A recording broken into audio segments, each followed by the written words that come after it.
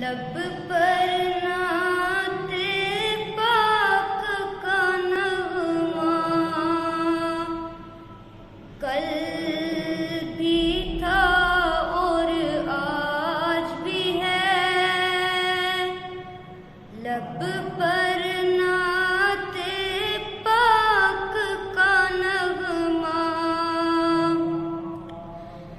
लब पर नाते पाक का नगमा कल भी था और आज भी है।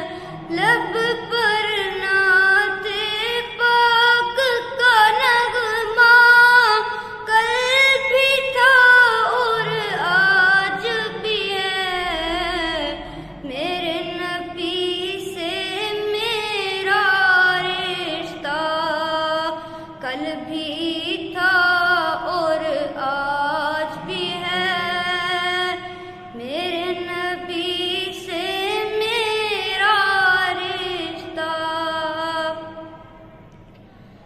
पस्त वो कैसे हो सकता है जिसको हक ने बुलंद किया। पस्त वो कैसे हो सकता है जिसको हक ने बुलंद किया। दोनों जहां में उनका चर्चा कल भी था और आज भी है। दोनों जहां में उनका चर्चा और किसी